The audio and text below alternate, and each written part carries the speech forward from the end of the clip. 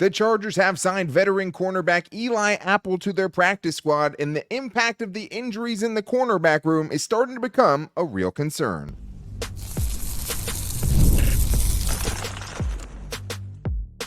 You are Locked On Chargers, your daily podcast on the Los Angeles Chargers. Part of the Locked On Podcast Network, your team every day. What is up, and welcome into the Locked On Chargers podcast. I'm your host, Daniel Wade, joined as always by my co-host, David Drogemeyer, and we've been covering the Chargers now for 9 seasons together, but this is our 7th year as the host of the Locked On Chargers podcast, bringing you your team every day. Thank you to the everydayers out there for making us your first listen. And to make sure that you never miss the show, go subscribe or follow for free on the Locked On Chargers YouTube channel and listen wherever you get your podcast from. David, what do we got today? Daniel, the injuries in the cornerback room are definitely piling up. Jasir Taylor missed the last game. Asante Samuel Jr. was put on IR. He'll be gone for the next 4. Kristian Fulton left the last game with a hamstring injury after being questionable with a knee injury going into the week. So the Chargers had to go out and make a move. They bring in Eli Apple, a veteran corner in the National Football League. And was this the best game plan Greg Roman has authored all season long? Newsflash, absolutely it was. And will Kimani Vidal be your RB2 for the rest of the season? I mean, we don't even know when Gus Edwards is coming back, so there's a great possibility of that. But today's episode is brought to you by Game Time. Download the Game Time app, create an account, and use the code LOCKEDONNFL for $20 off your first purchase. Dave, the Chargers have announced they have signed Eli Apple to their practice squad.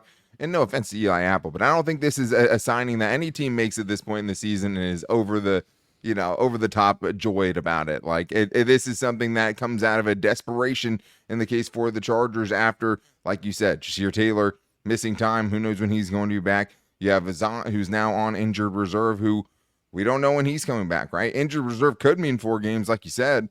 Could also mean the rest of the season, and we haven't really found out any more details about that. But when you're talking about Eli Apple, let's start with first just the positives. The positives are you're getting a veteran who's played in a lot of different systems, that it shouldn't take long for him to be able to get up to speed. And it's also a guy that when you have 2 rookie 5th-round picks, probably not a bad idea to get somebody who has the amount of snaps that someone like Eli Apple has played. Because at the end of the last game, you had Tarheeb Still, who really fits best in the slot, playing outside. You had Cam Hart, a 5th-round rookie, playing on the outside. And then you had Derwin James full-time in the slot. And he can do it, right? All of those guys can do those things, but it's hard to say that having to play those guys in those positions is the best way to play on this defense or to have this defense configured, right? This is a guy in Eli Apple, though, at the same time, David, if we're being real about it, they would have to be hoping for another bounce-back season, right? Or hoping he can do better under Jesse Minter than he has in years past, because it has been a struggle for him. I'd be lying if I said different. Yeah, no, you absolutely would be. I mean, we're talking about 9 touchdowns and 3 interceptions in the last 3 seasons. And, he's averaging 13-plus yards per reception allowed in his last 3 years.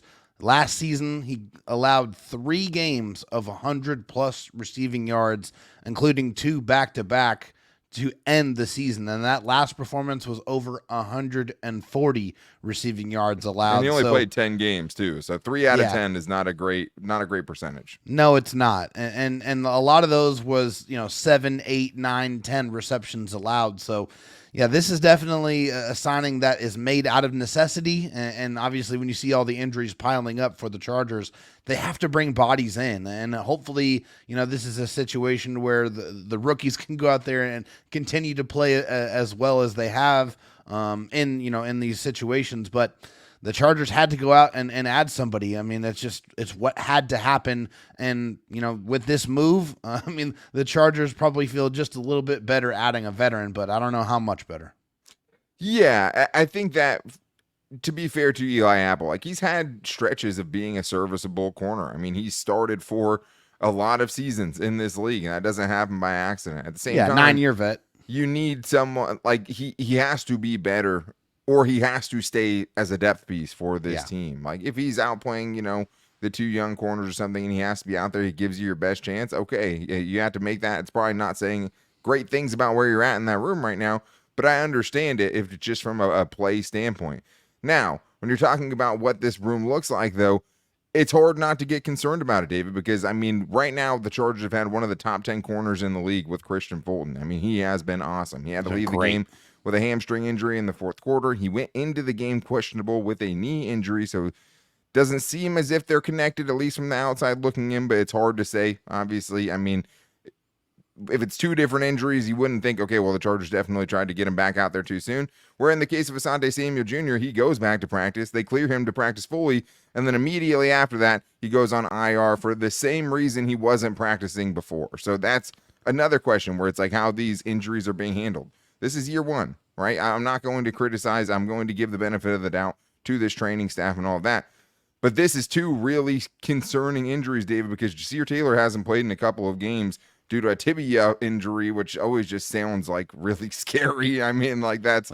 Is it fibula? Or maybe fibula, tibia, fibia, whatever it is. I mean, it sounds scary. It sounds like, you don't ever hear that. That's not a common injury that you see on an injury not something report. that normally pops up. No. Right? A fibula is not something you normally see on there. So that just sounds scary. But you're looking at a situation, David, where it's like, it's hard to say when the Chargers are going to have their starting trio of corners they went into this season with.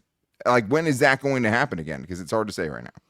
This is where the coaching staff is really going to have to earn their money, because they're going to have to come up with these combinations that are going to work out in their favor, and also trying to factor in putting these players in the best positions to succeed. And we know Jesse Minter on the defensive side likes to use a lot of different combinations, likes to move people around, and maybe he's not going to be able to do that as much with a kind of a patchwork group of cornerbacks that he's has at his disposal. So we might see things change a little bit. I mean, but I think the one thing that Jesse Minter has done is proven that he deserves our trust in his ability to go figure it out, because he's been fantastic through 5 games, authoring one of the best defenses that we've seen in recent memory. So if anybody can figure it out, it is the mad scientist, Jesse Minter.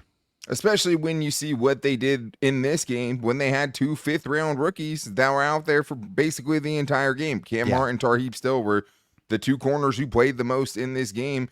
And your defense at the end started allowing some plays where it's like, okay, probably some of that you could attribute to the rookies being out there. Tarheeb Still specifically gave up a couple receptions towards the end of the game.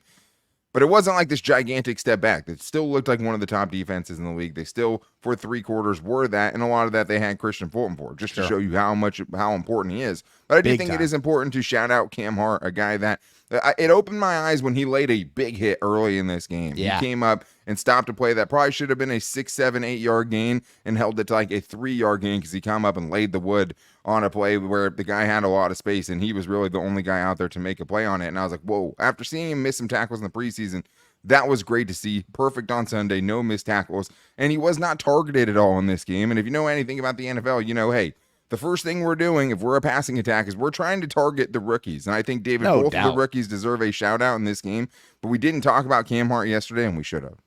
Yeah, we definitely should have. I mean, Cam Hart, I think coming into the league, we knew what the issues were. It was the tackling, it was the aggressiveness, it was the shoulder injuries that kept popping up. And to his credit, 56 total snaps, 63.9 coverage grade, 83.1 run defense grade, which is fantastic. Yeah. 3 tackles, and that stop, I think, is the one that you were describing. Yeah. Cam Hart was fantastic. I mean, he has all of the intangibles. He has the size that you look for in a corner, and if he can harness that and replicate that performance, the Chargers might have a steal in the 5th round. Yeah, we heard from the Locked On Notre Dame, right? Locked On Fighting Irish, that the only reason this guy dropped is because of the shoulder injuries. That's it. It wasn't about the play. But when I watched him, what I saw was a guy that didn't necessarily play up to his size, as a guy who's 6'3", 200-plus pounds playing outside cornerback, which you don't see very often. Yeah. So I think seeing him play up to his size really opens your eyes and said, okay, this dude could be something. Which is kind of always what we thought, right? Like, we thought this dude could be a player. He has to fix some things, but it was interesting hearing Jim Harbaugh say, hey, first thing I did today, went and talked to Joe Ortiz and thanked him profusely for finding 2 guys who could start in the league if they had to, and also getting both those guys in the 5th round. So shout out to the rookies. seems like the Chargers are going to need a lot more from them going forward and needing them to continue that play. But we still have more great stuff to get into because it is Buy or Sell Tuesday, getting into the biggest Charger storylines and overreactions, including if this was Greg Roman's best game plan yet. So we're going to get into that and more on today's Locked On Chargers podcast.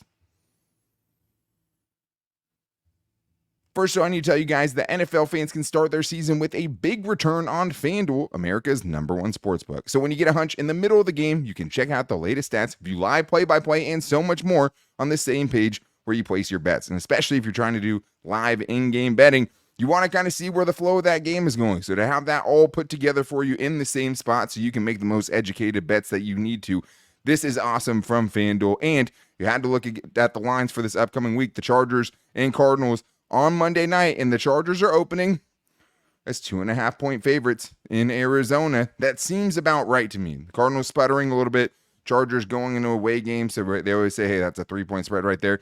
But the over-under for this game is more than a touchdown, more than it was last week at 43.5. But you can also do anytime touchdown scores with FanDuel. There's lots of great ways to bet. And you can get started with $200 in bonus bets guaranteed when you place your first $5 bet on FanDuel. That's FanDuel.com. I also need to tell you guys about PrizePicks because PrizePicks is the #1 daily fantasy sports app with over 5 million active members. PrizePicks is the easiest and most exciting way to play daily fantasy because unlike other apps, on PrizePicks, it's just you against the numbers. All you have to do, pick more or less on 2 to 6 player stat projections and watch the winnings roll in. David's excited because he has been watching the winnings roll in. And guess what? Today is Taco Tuesday. And what does that mean? Taco Tuesday means that PrizePicks discounts select player projections up to 25% to provide even more value for your lineups. That means instead of Justin Herbert throwing for more or less than 100 passing yards, you can get him at 75 passing yards, for example. So make sure you guys check throughout the week to see when those Chargers projections come out so you can get in on the action. And one of the other great things about PrizePicks is you can get in on the action on in most states, including California, Texas, and Georgia. PrizePicks is the best way to play daily fantasy football. So download the PrizePicks app today, use the code LOCKEDONNFL, and get $50 instantly when you play $5. That's code LOCKEDONNFL in the PrizePicks app to get $50 instantly when you play $5. You don't even need to win to receive the $50 bonus. It's guaranteed. PrizePicks, run your game. David, it is Buy or Sell Tuesday, one of our favorite shows of the week always. And today we have a lot of good Charger storylines and overreactions, including one that you brought up to me today, which was this. Buy or sell, this was the best game plan that we have seen from Greg Roman in 2024. Are you buying or selling that? I'm guessing you know where you're going since it's yours. I do, and this is an easy one. It's an easy buy for me. Now, I don't know how much this game plan changed when Patrick Surtain II left with an injury, but nonetheless, the Chargers went out there and they executed a much, much better game plan from Greg Roman. 7 more passing attempts than the previous high, which was last week, which was 27. So they threw the ball a whole lot more, and Justin Herbert was healthier, and I'm sure that was a part of that reason there. You removed the Herbert scrambles, and it was 34 runs and 34 passes. So that's the balance that you're looking for on the offensive side, and what he's said that he's looking for. 38 rushes for 128 yards, 4 passing plays of 20-plus yards, 4 9-plus play drives in there, and 10 passing first downs. The moral of the story here is when you put the ball in Justin Herbert's hands, good things happen. Let's see more of it going forward. Yeah, it's hard to know, at least the last couple of weeks, how much of it the game plan was just based on Justin Herbert's ankle, which he injured at the end of the Carolina Panthers game. How much of the trying to run the football and all of that was because of the injury. But then you look back to, like week 1, where Justin Herbert's throwing for like less than 150 yards and they're just running the ball as many times as they possibly can. Yeah. So I do think that there is a correlation. Obviously, you let Justin Herbert throw the ball more, you're going to be better offensively. This, in my mind, considering the defense they're going up against, was their best performance of the year. You did score more against the Panthers, 26 against the Panthers, but I think the Panthers also went into this league averaging 33 points allowed. So that was a good game for the Carolina Panthers so far this year. I thought this was the best game. But there's also, drawbacks as well. There's also things you can critique as well. But if you're talking about the game plan, keeping the defense off balance, knowing what you're doing, being able to protect your quarterback and help out the offensive line in front of him, this was easily the best performance, and I think it looks even better, right? If McConkey, who has that tip ball in front of him, that's at least a 20-yard gain and potential points on the board. Oh, yeah, it could have been a touchdown easily. Another part of it is like they still took some shots. Like that play makes it look a lot different. They also threw a go route to Ladd McConkey, who was well covered on the play. That would have, that was them trying to put the game away. That was them going for the kill shot, and they didn't get it. Now, you still haven't scored a touchdown in the second half since week 1. Yeah, not a finished product. You have to get better at putting games away. But when we're grading on the Greg Roman curve, I absolutely think this was the best game plan he had going forward, and I think gives you confidence that this offense can keep getting better, and that was the first step in the right direction, what we saw on Sunday against a very good Broncos defense and a very, very tough place to play, and also considering the guys they had going in and out of the in the lineup, right? Ladd McConkey was not 100% for this game. Quentin Johnson banged up super early on. Battled. Looked like, definitely was toughing things out in that game as well. Probably should get Brandon Rice in there next week so we have more bodies to throw out there. Just a suggestion. Hey, maybe not a bad idea. But we do have more buy or sells to get into, including this voicemail, which is from Nameless. Think we know who it is, but let's hear what he has for us. Yo, what's going on, guys? Big win on Sunday. I have 2 things to say here. 1, Jesse Minter, this defense. My God, how embarrassing for Brandon Staley. That's all I have to say. To have this team with the same defense virtually be basically best in the league and last year worst in the league, I got no words. After I say that, my buy or sell is the days of Justin Herbert throwing for less than 200 yards are gone. Bolt up. Did we need all of the Brandon Staley slander to get to a Justin Herbert buy or sell? No. Did I keep it anyways? Yeah. Yes. I did. It's completely fair. And, just another shout out that goes to Jesse Minter. But I do think it's a good buy or sell, David, because, last week it was a bold prediction if Justin Herbert was going to go over 200 yards that we had, and he did it. But saying that, we're not going to see another one this season, I think I would have to sell that. I think we're probably going to see some more sub 200 games this year going forward. As much as I hate to have those words come out of my mouth because I want to see Justin Herbert light it up and throw it down the field and attack, also know that Greg Roman and Jim Harbaugh are part of the coaching staff for the Chargers, and so that means that some of these game plans are going to be them running the ball down an opponent's throat over and over and over again until that opponent can prove that they can stop him. So I'm going to sell it. I do unfortunately think that there's going to be some sub 200-yard games in there. Also, we just don't know what injuries are going to arise, and we know that some of these injuries can drastically change the game plan in game, which affects the performance. Absolutely, and let's be honest. It's not the most experienced group of pass catchers to begin with. It's not like we're talking about Justin Herbert having one of the youngest groups in the league, actually. Receiving cores in the league, right? We're talking about a young and developing receiving core that needs a little help. There's not, in my opinion, a game that Justin Herbert should ever have under 200 passing yards. That's just what my opinion is. I think that one thing you do take away from this game is just like, okay, well, guess what? If the running game isn't working, we're doing ourselves a disservice if we're not putting the ball in Justin Herbert's hands more. Now, you do have to be able to protect him in those instances. And I understand that part of the game plan, at least over the last couple of weeks, had that in mind, right? You got to see more drop, rollouts and bootlegs and things like that this week. And that should only get better as long as he can stay healthy. And they have to be able to keep him that way. But I do think, hey, if the run game's not working, there's no need to bash your brain into a wall. Like, you have easier options. It's give the ball to Justin Herbert. And I just think some of the plays, too, that you saw from him, just being able to bail this offense out when it got into bad situations, is exactly what's made Justin Herbert so special. You don't want to need Justin Herbert to do it, but you have him. But don't forget he can. Yeah, exactly. Yeah. And I just think that for him, I do think there's going to be more less than 200-yard games. But I'll also say this. I think you'll also have some 300-plus yard games as well. I think that's also in our future. So I don't think they're done. I do think, though, buy or sell, Justin Herbert will have more 200-yard games the rest of the season or more than less. Yeah, I'm gonna buy he's gonna have more 200-yard passing games because I do feel like there's some opponents that are going to be coming up down the pipeline that are much more susceptible to the pass, don't have great pass defenses, and I feel like Greg Roman will unleash Justin Herbert in those situations, which I think there's going to be several of them going forward. So I'm gonna buy it. Yeah, it's crazy because he's done it one time so far this year, and I feel like I want to buy it as well. That's the crazy thing. It's just I have complete utter faith in him. Unfortunately, this is the world we're living in right now. I also just think that the receiving core is getting better and better too, and Ladd McConkey's still emerging as a real legitimate receiver in this league. Quentin Johnston, when he's healthy, I mean, I think Quentin Johnston would have had a really big game.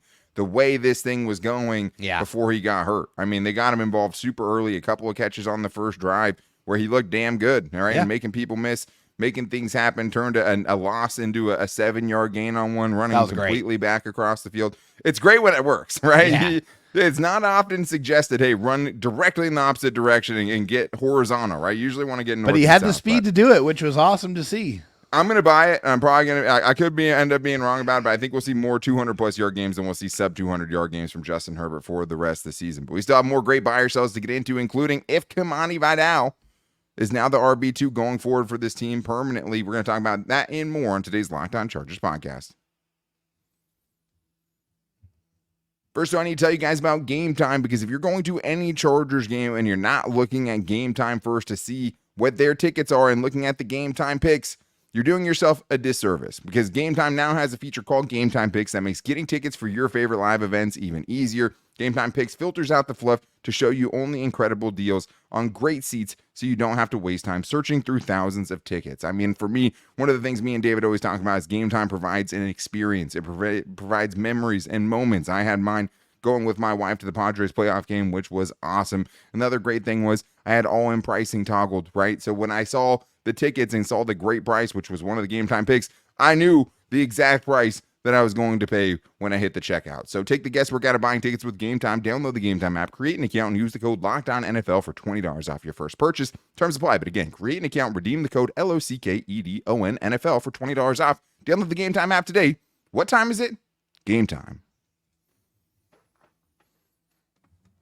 All right, David, well, we have more buy or sells to get into, getting into the biggest Charger storylines and overreactions. And thank you to everyone who hit us up at LockedOnLAC on Twitter or called into the voicemail line at 323-524-7924, because we love the everydayers getting involved with the show. And thank you again for making us your first listen. If you need a second listen, check out the new Locked On NFL slate, which now has 2 shows a day. In the morning, you get the Tyler the Madman Rowland, who is going to wake you up with his takes for sure, where you can kick back with Tony Wiggins in the barbershop as they bring on all the local experts who cover their teams every day, wherever you get your podcast from, and also on YouTube. Dave, let's get into this next buy or sell here, and I think it is a good one considering what we saw last week from Jackson on Twitter, who asked, buy or sell, Kimani Vidal will be RB2 for the rest of the season. Well, David, we know he's going to be RB2 for at least the next 3 weeks because Gus Edwards is on injured reserve, but are you willing to say, hey, this is his job now going forward?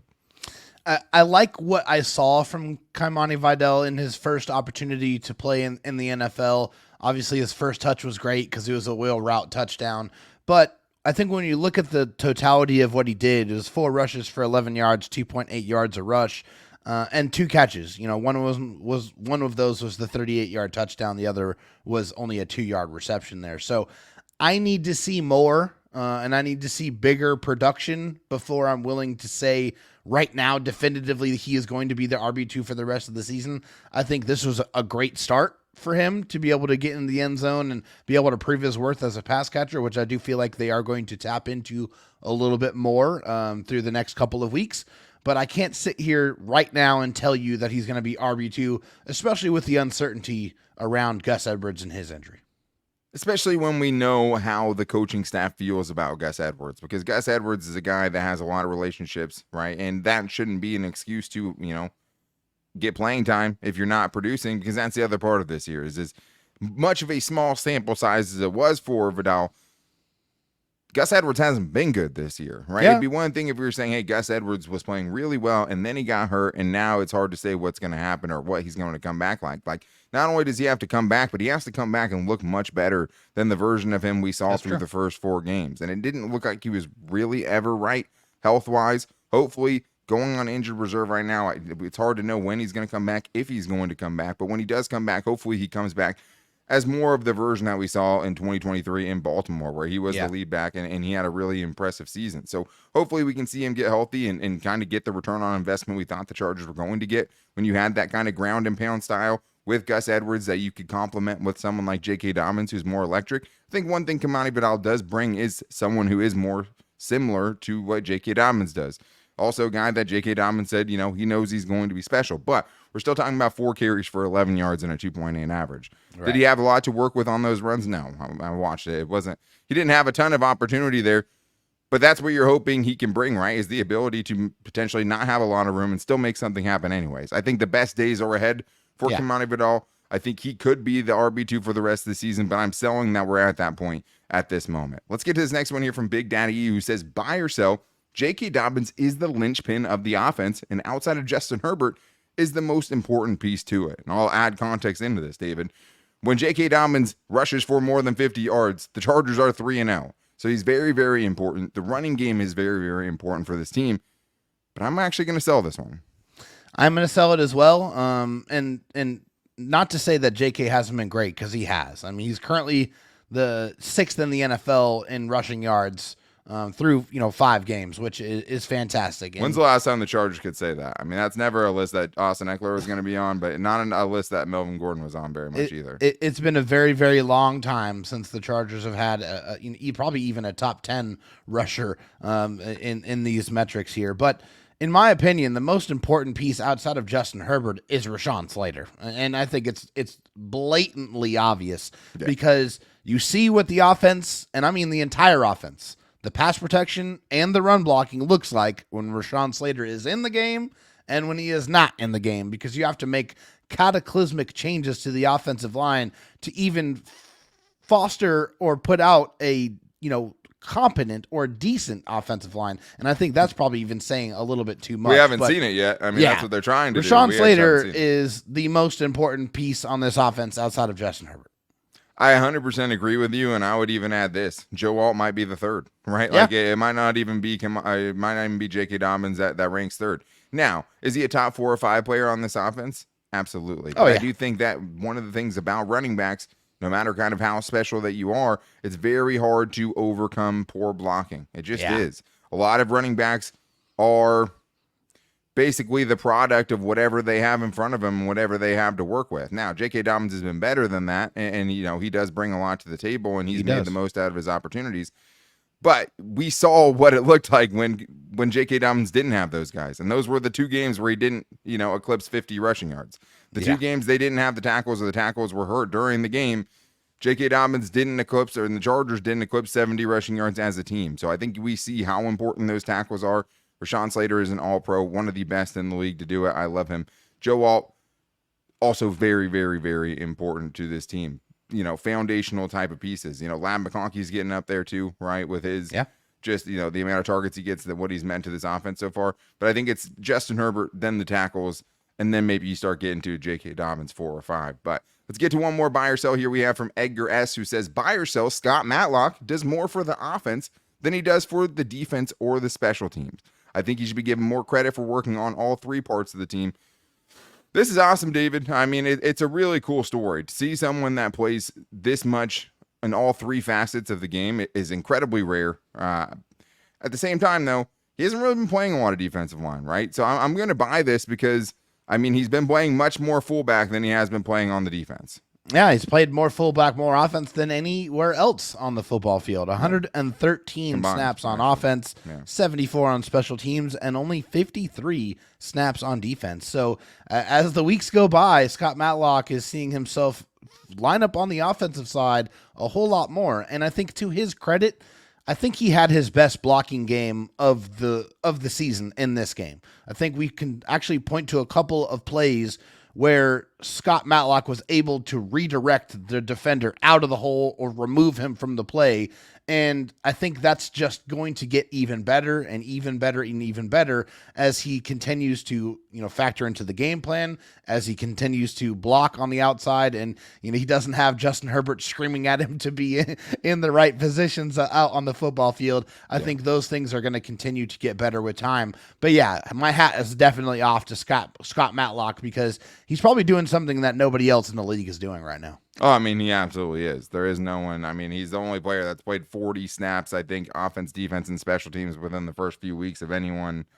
And I think even 10 plus years. Nobody does crazy what he's been able to do. There's no 2-way players in the league, right? We'll see what happens with Travis Hunter, but right now he is the NFL's Travis Hunter. He's playing both ways. It'd be interesting to see kind of what his practice looks like, right? Which meetings is he attending? I mean, it feels like he All should of be them. mostly offense Yeah. right now, but it is fair to also say, hey, Pro Football Focus, if you're going based on the grades there, they hate not him. look great. So Yeah. I think he's done a great job playing a position that's not his position. Yeah, I think he's been valuable. I think you've seen him spring up some big runs in this last game and in weeks before that. Now, he's not always in the right spot. And the one thing that drives me crazy is I love Scott Matlock. I'm over the plays where Scott Matlock is one of like 3 receiving options that's heading out into a that's route. got to stop. You're not fooling anyone. It's not fooling anyone. The Chargers had another one in the red zone where they struggled on Sunday, where it's like you have Justin Herbert throwing the ball away, but kind of throwing it in the general vicinity where I'm going to throw it to Scott Matlock, just throw it up and see what he can do. See if he can go up and get it over. No. But like that part has to stop. Like let's pretend like we know, let's act like we know what Scott Matlock does well and let's play to those strengths. I mean, he's playing a ton of snaps offensively. I think he's played well for the position that he's put in, but less routes, right? Less passing. I mean, I think the hard thing is the Chargers love going heavy personnel, but they don't have anyone that really threatens you in that look. Will Dissly is not a top receiving option that other teams have to specifically game plan for. But Hayden Hurst has been not great so far this year. When you have Hayden Hurst, right, and Will Dissly and Scott Matlock as 3 of your 4 options going out on a route, like it's going to be hard to beat people that way, even though we've seen them try it a couple of times. But that is going to wrap things up for today's show. Thank you to the everydayers who contributed on today's show, or even the ones that we didn't get to. We'll get into more about what we think, the Chargers can potentially do here on this chunk of games where it feels like they really need to do well on tomorrow as we get into our Chargers mailbag. So if you guys want to hit us up, you can do that on Twitter at LockedOnLAC. You can also call into the voicemail line at 323-524-7924. And you can also hit us up anywhere that we put the show out. On Instagram at Locked On Chargers, on our Locked On Chargers Facebook page, or just hitting up David Drogemeyer's DMs at DroTalkSD on Twitter. You can also hit me up at Dan Talk Sports. But thank you guys for checking out today's show. To make sure you never miss the show, go subscribe or follow for free on the Locked On Chargers YouTube channel and listen wherever you get your podcast from. Got a great week ahead. Extra shows this week as there's Monday Night Football this week with the Chargers taking on the Cardinals. We're very excited about it, but we'll be back with you guys tomorrow. Until then, take it easy and go Bolts.